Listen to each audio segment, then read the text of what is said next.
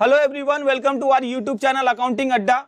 मैं खुर्शीद अंसारी आज आपके साथ ये डिस्कस करने जा रहा हूं कि अकाउंटिंग में मटेरियलिटी कॉन्सेप्ट क्या होता है। ओके, तो चलिए समझते हैं।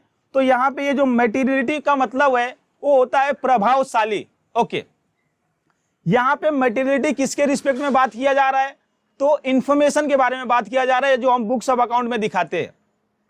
तो मटेरियल इंफॉर्मेशन कौन सा इंफॉर्मेशन होता है? तो बोला जाता है हर वो इंफॉर्मेशन जो यूजर के डिसीजन को अफेक्ट कर सके, ऐसे इंफॉर्मेशन को हम मटेरियल इंफॉर्मेशन बोलते हैं। ओके, तो ये कॉन्सेप्ट क्या कहता है उसको इस एग्जांपल से समझ लेते हैं। तो देखिए यहाँ पे ये स्टेक होल्डर्स है। स्टेक होल्डर्स वो होते हैं जो बिजनेस में जिनका इंटरेस्ट होता है, जो बिजनेस को अफेक्ट कर सकते हैं या जो बिजनेस के द्वारा अफेक्ट होते हैं। जैसे कि ये इन्वेस्टर हुए, ये बिजनेस को पैसा प्रोवाइड करते हैं, तो इनको डिसीजन लेना रहता है कि मैं बिजनेस में पैसा लगाऊं या ना लगाऊं। ये बैंक है, ये बिजनेस को लोन देते हैं, तो इनको डिसीजन लेना रहता है कि मैं लोन दूं या ना दूं। ऐसे ही गवर्नमेंट है, उसको देखना रहता है कि जो कंपनीज है बराबर से टैक्स का पेमेंट कर रही है क्या या नहीं कर रही है, ये डिसीजन लेना रहता है। तो ये कॉन्सेप्ट क्या बोलता है कि देखो ये जो डिसीजन लेते हैं किसके बेस पे लेते हैं? But obvious books of account के बेस पे लेते हैं। और ये बुक्स ऑफ अकाउंट कौन बनाता है? ये अकाउंटेंट बनाता है।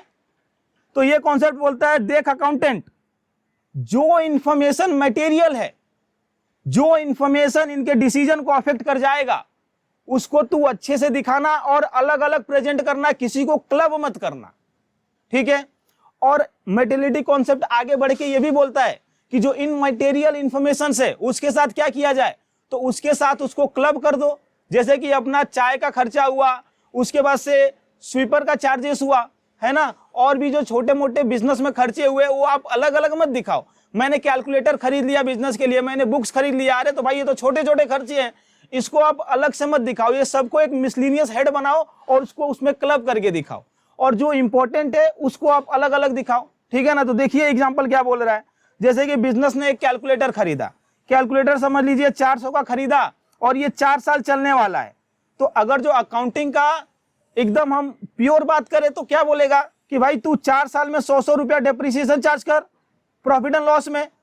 लेकिन ये कॉन्सेप्ट क्या बोल रहा है, अरे ये 100 रुपये का कोई यूज नहीं है, ये तो बहुत छोटा इंफॉर्मेशन है, काम करना ये 400 सीधे प्रॉफिट एंड लॉस में चार्ज कर दे और बात खत्म कर, क्योंकि ये इमटेरियल इंफॉर्मेशन। ऐसे ही बुक्स परचेस किया, समझ लीजिए हमने 200 का बुक खरीदा और ये 2 साल चलने वाला है, तो देखा जाए तो हर साल प्रॉफिट एंड लॉस में 100 रुपया चार्ज करना चाहिए। लेकिन ये कॉन्सेप्ट क्या बोलता है, देख भाई ये छोटा चीज है, इससे कोई किसी को फर्क नहीं पड़ने वाला है, किसी भी यूजर को, तो एक काम कर सीधे ये 200 प्रॉफिट एंड लॉस में चार्ज कर। समझे? तो ये होता है मटेरियलिटी कॉन्सेप्ट। आगे बढ़ते हैं, देखिए क्या लिखा गया है। All the atom having significant economic effect, मतलब कि ऐसे चीजें जिसका इंपॉर्टेंट इफेक्ट है ऑन द बिजनेस पे, should be disclose in the financial statement. उसको अपने को क्या करने का? फाइनेंशियल स्टेटमेंट में डिस्क्लोज करने का। और कैसे डिस्क्लोज करने का? सेपरेटली, अलग अलग, उसको क्लब नहीं करने का। ओके, तो ये मटेरियलिटी कॉन्सेप्ट बोलता है। अभी बात ये आता है, ठीक है, जो आपने बोला कि ये चीजें मटेरियल है, ये प्रभावशाली है या प्रभावशाली नहीं है, ये कैसे अपने को मालूम पड़ेगा? तो देखिए क्या बोला जा रहा है, materiality concept is subjective in nature. Subjective का मतलब समझता है ऐसे चीजें जो पर्सन टू पर्सन अफेक्ट करता है ना। जैसे कि हम इंसान है, हमारा सोच एक जैसा नहीं होता है, अरे राइटिंग नहीं मैच होता है तो सोच क्या मैच होगा, है ना। तो यहीं पे ये क्या बोला जा रहा है कि जो प्रभावशाली है या नहीं है, ये तो अकाउंटेंट पे डिपेंड करेगा कि कौन सा इंफॉर्मेशन प्रभावशाली है या कौन सा इंफॉर्मेशन प्रभावशाली नहीं है, कौन सा इंफॉर्मेशन मटेरियल है और कौन सा इंफॉर्मेशन इमटेरियल है। तो ये अकाउंटेंट के जजमेंट पे डिपेंड करेगा। तो देखिए वही बोला जा रहा है कि जो मटेरियलिटी है वो क्या क्या चीजों पे डिपेंड करता है। सो डिपेंड्स अपॉन, सबसे पहला जजमेंट। जजमेंट मतलब अकाउंटेंट का डिसीजन लेना। दूसरा क्या बोलता है, साइज ऑफ बिजनेस, बिजनेस कितना बड़ा है। अगर जो बिजनेस बहुत बड़ा है तब तो वहां पे 1-1 करोड़ की चीजें भी मटेरियल नहीं होंगे। जैसे कि रिलायंस का हुआ, वहां पे तो 1-1 करोड़ का आपको मालूम है राउंडिंग ऑफ में चले जाता है amounts. Okay, then need of the user of the financial statement. उसके बाद से जो फाइनेंशियल स्टेटमेंट के जो यूजर्स है इनकी क्या जरूरत है, उसके हिसाब से मटेरियलिटी डिसाइड होता है। ओके, आगे बढ़ते हैं। It is exception to the full disclosure concept. जो अपना अकाउंटिंग में फुल डिस्क्लोजर कॉन्सेप्ट है वो क्या बोलता है, हर इंफॉर्मेशन को आप डिटेल में दिखाओ, जो भी फिनेंशियल इंफॉर्मेशन है उसको आप डिटेल में दिखाओ, लेकिन ये मटेरियलिटी कॉन्सेप्ट उसका उल्टा जाता है। ओके, तो इसीलिए बोला जा रहा है ये एक इसका एक्सेप्शन है। हाउ टू डिसाइड कि ये इंफॉर्मेशन मटेरियल है या नहीं है, तो ये तो मैंने आपको पहले ही बता दिया कि आप यूजर के जगह पे खड़े हो जाओ, जो स्टेक होल्डर्स है उनके जगह पे जाकर के डिसीजन दो। क्या मैं ये इंफॉर्मेशन नहीं दिखाऊं तो जो यूजर का डिसीजन है वो अफेक्ट होगा क्या या नहीं होगा? कोई इंफॉर्मेशन के वजह से यूजर का डिसीजन अफेक्ट होगा या नहीं होगा? अगर जो अफेक्ट होगा तो मटेरियल है, अगर जो नहीं अफेक्ट होगा तो इमटेरियल है ना।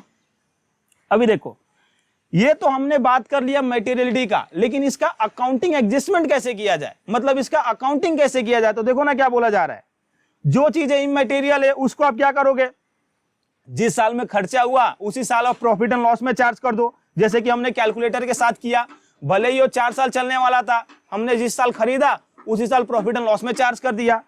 या फिर क्या बोलता है, मर्ज विद अदर आइटम, जो दूसरे आइटम्स है, जैसे कि अभी चाय का खर्चा हो गया, वाटर का खर्चा हो गया बिजनेस में, है ना, पीने के लिए जो पानी आया, उसके बाद से जो स्वीपर चार्जेस हुआ, है ना, और फिर जो सफाई के दूसरे सारे खर्चे हुए, अब सब आप अलग अलग दिखाओगे क्या? फिर तो जो ये स्टेक होल्डर्स है वही पढ़ते रह जाएंगे, बहुत अकाउंट अपना बल्कि हो जाएगा, कुछ मतलब नहीं निकलेगा। तो क्या बोला जा रहा है, इस सबको क्लब कर दो ना और उसको एक ही साथ दिखा दो। तो ये था मटेरियलिटी कॉन्सेप्ट। आशा करता हूं आपको समझ में आया रहेगा। और मैं आपको बताना चाहूंगा, जो हम नोट्स यूज करते हैं आपको पढ़ाते टाइम, ये हमने अपने टेलीग्राम चैनल पे शेयर किया है और उसका लिंक डिस्क्रिप्शन में दिया है, आपको चाहिए तो वहां पे जा करके आप डाउनलोड कर सकते हैं। तो थैंक यू, मिलते हैं अगले लेक्चर में अगले कॉन्सेप्ट के साथ।